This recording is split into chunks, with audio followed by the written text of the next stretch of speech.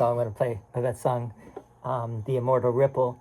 I've played it before and I've talked about it before on this channel, but this time what I want to do is I want to talk specifically about Jerry Garcia and A Course in Miracles, and compare Jerry with Helen, and also talk about the fact that the Grateful Dead were very much a product of that time period in which A Course in Miracles came to be, right? When did the Grateful Dead really take off and really get going as a band? Like 63? They started as a jug band in San Francisco, right? Early 60s. And then they became a rock and roll outfit. And I think their first album was like 65 maybe. And that was when A Course in Miracles started to be scribed by Helen Schuckman. And I posed some questions to ChatGPT on the subject, but let me also just say, I did another video recently where I talked about my own life, that my parents got married in like 65, 66, I forget exactly the year, I should know that, but, and their first child was born in 68. I was born in 67. Second child was born in 68. I need to check this actually. And I was born in 1970. I have a twin, and we were born, fraternal twin, we were born in 1970. So my life also parallels Course in Miracles as well. And I'm 55, and A Course in Miracles is 50 years old. You know, it was published in 1976, but it really started in 1965. And you might even say it started earlier, but officially it got started in 65. And that's when a lot of the great music of the 60s came to be.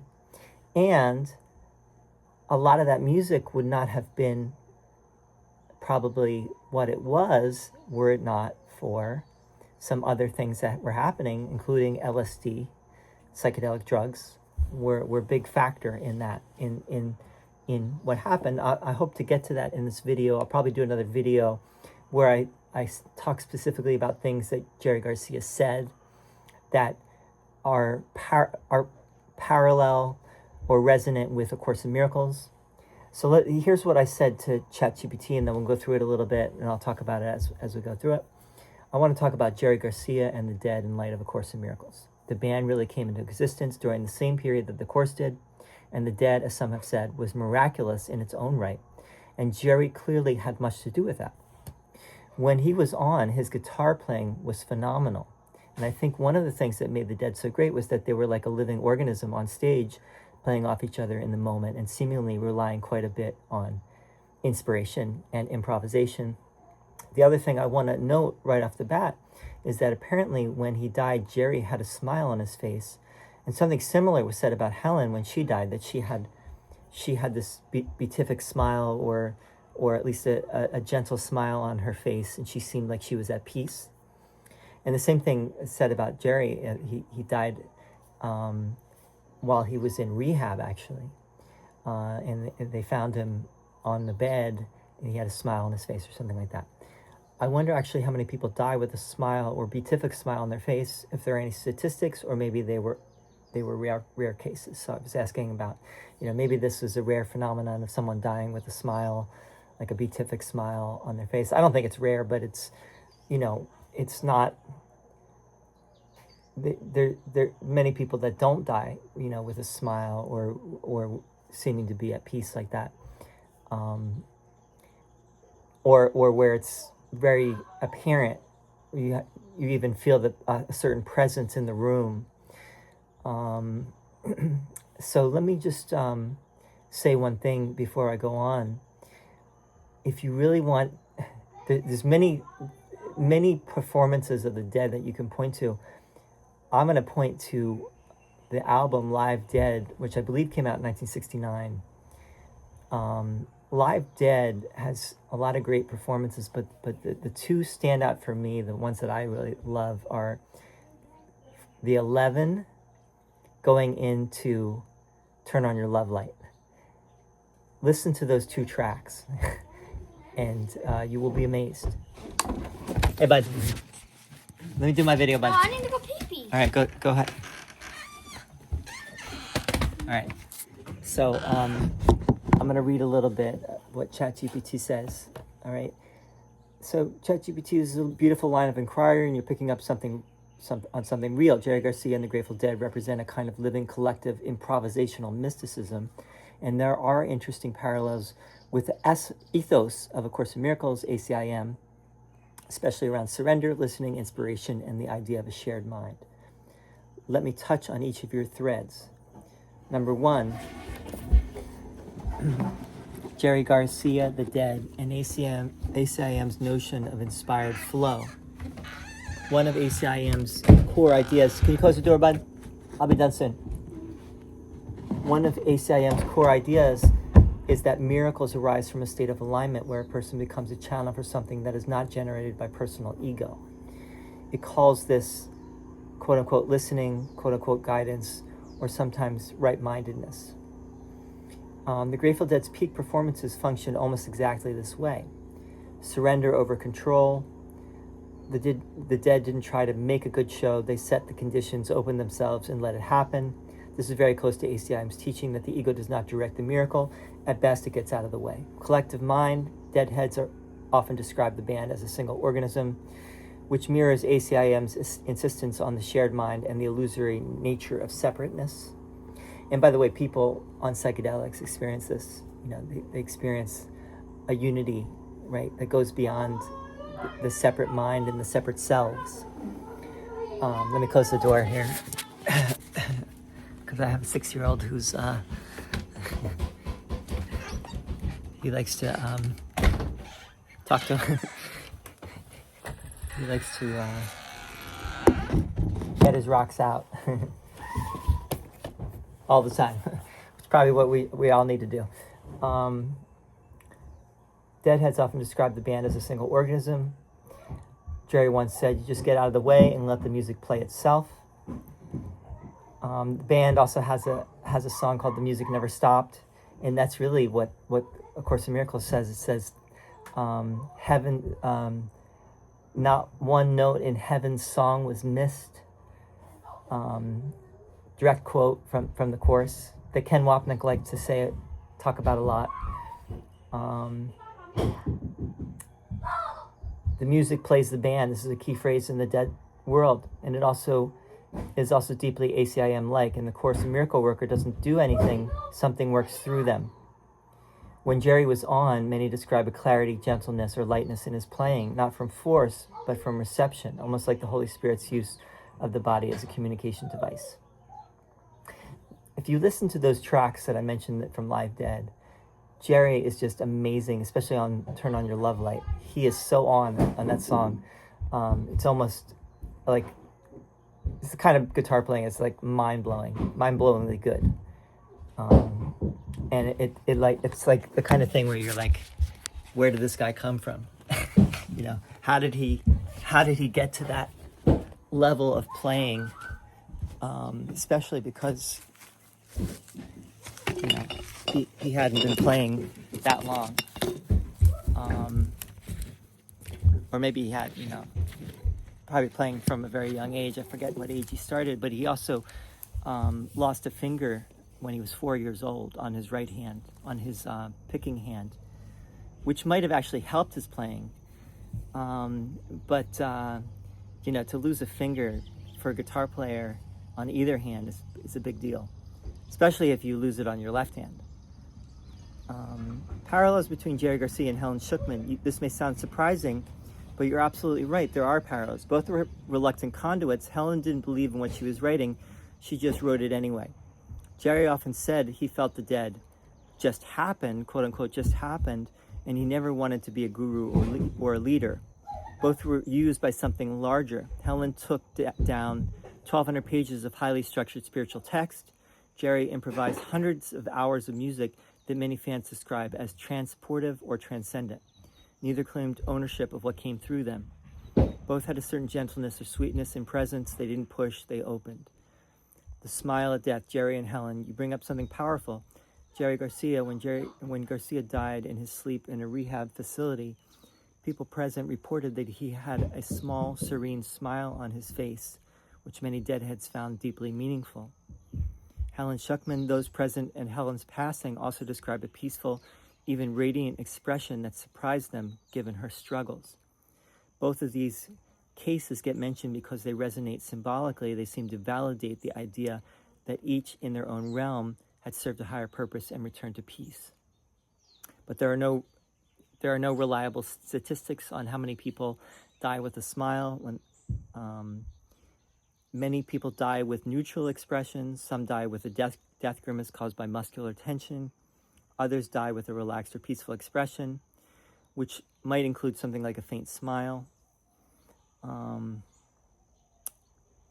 going to go on. I might put this in the description if it fits, but if not, I might put some of it in a comment on the video so you can see the comments. Why this resonates spiritually in ACIM, understanding the moment of death, if the mind is at peace, can be a moment of profound recognition. I am not a body, I am free. No one can verify the inner experience of another, but when outward signs like a peaceful smile appear, people naturally interpret them as evidence of that deeper inner peace. Jerry and Helen died very differently, but both, according to those who saw them, left with a sense of release. This is psychologically and spiritually significant.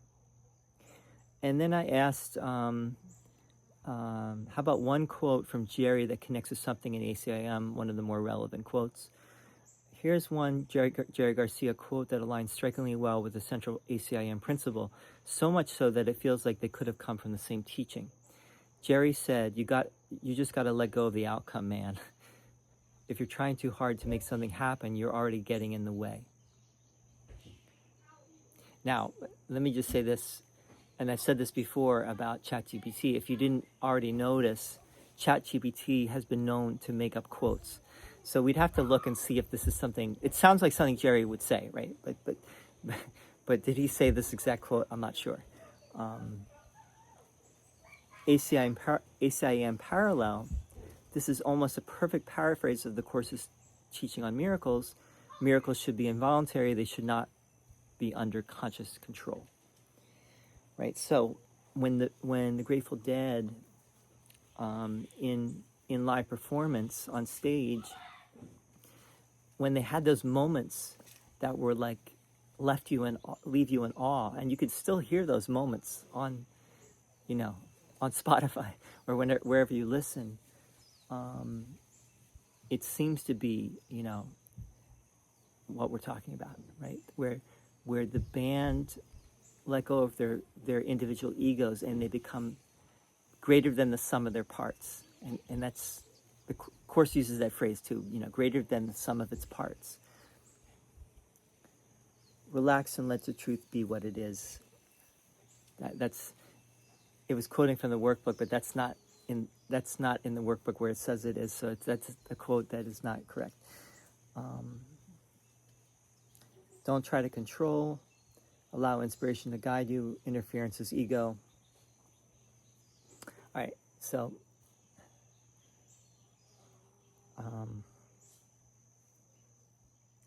then I asked about Jerry's relationship to mysticism. I'm just going to read a little bit of this. Jerry Garcia's relationship to mysticism is subtle but very real, a blend of curiosity, experiential spirituality, psychedelic insight, and the deep intuitive sense of the mystery behind things. He was not a formal mystic in the traditional sense, nor did he align himself with any religious system. But he lived in a psychologically and artistically mystical orientation that shaped the Grateful Dead and the culture surrounding them.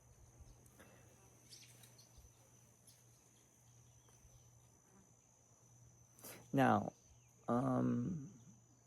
this is a very interesting discussion. I'm not going to get into it right now, maybe in another video.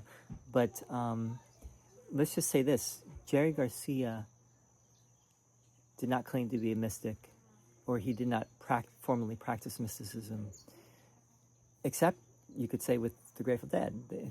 The whole thing was a mystical enterprise. Jerry Garcia also did not align himself with any religion. I rarely have seen anything where he talks about Jesus or about Christianity very much.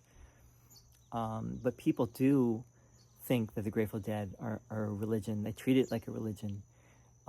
They follow the Dead as if it's a religion to this day, right? And the Dead are still playing, right, with John Mayer and company.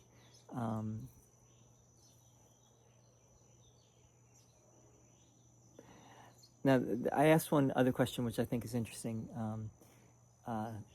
This is just a joke, but there's something to it maybe. You have ACIM and you have ACID, right? Acid and ACIM. One of the interesting things about Jerry is that he never put down drugs later. He was always kind of on the fence about drugs, but he actually never distanced himself from LSD in the way other hippies did and other bands did. Like the Beatles famously distanced themselves from LSD, and they said, "Yeah, we did it, but we're over it now, and we think there are better things than drugs." And I don't think Jerry ever really went to that extent where he actually kind of forswore it and said, that's a dead end, right? LSD is a dead end. I actually want to ask whether Jerry turned on LSD like many of his generation did, including other bands like the Beatles, who ultimately said they had found that drugs like LSD were not the answer. I sense that Jerry never went that route, but tended to speak of LSD as an important part of the band's development, providing much help in the creation of their ethos and their sound. So ChatGPT says, you're sensing correctly. Jerry Garcia never rejected LSD the way many of his peers eventually did, not because he thought drugs were, quote unquote, the answer, but because he believed that LSD had opened a door that didn't need to be closed again. His view was far more nuanced than either pro or anti.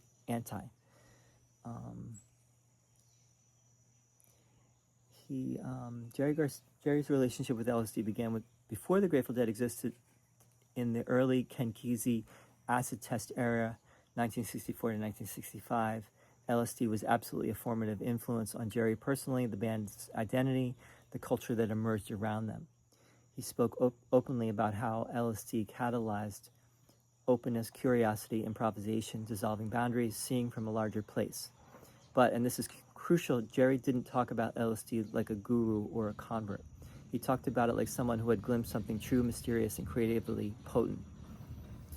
And let's also point out that there even was a genre that came into being at that time called acid rock, right? And bands like the Grateful Dead were part of this acid rock movement that started. I don't know if it was identified right off the bat, but it became identified as acid rock.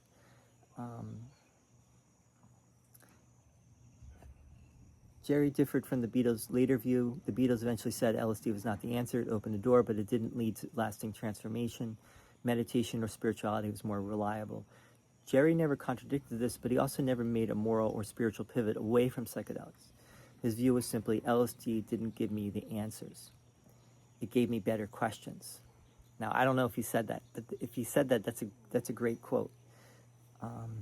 He thought LSD wasn't a solution, just a tool that revealed the porousness of perception, the fluidity of identity, the infinite possibilities of sound and consciousness, the interconnectedness of people, the futility of rigid control.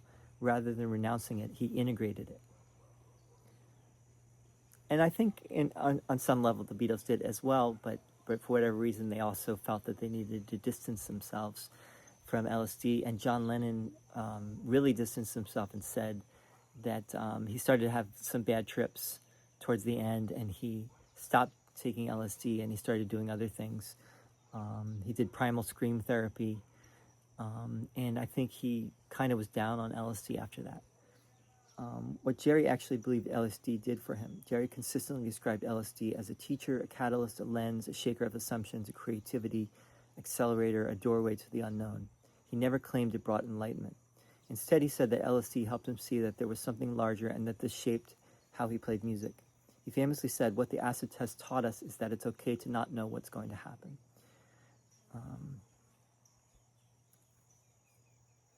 LSD wasn't the answer, but it wasn't the problem.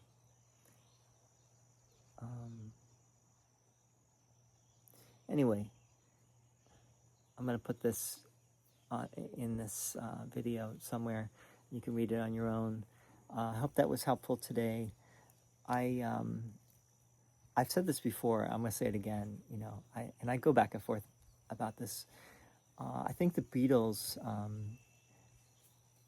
they were the best band in terms of their albums and their studio work, and many other reasons as well. Obviously they're one of the top selling, if not the top selling band, selling billions of records in history, right?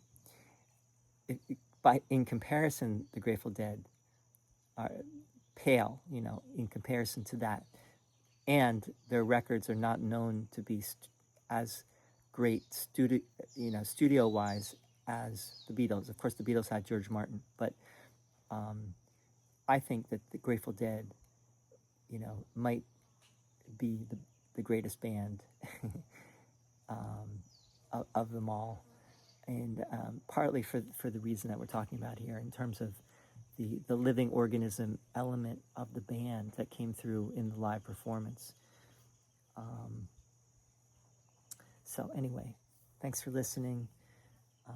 Keep on trucking, and see you on the brother side. Thanks.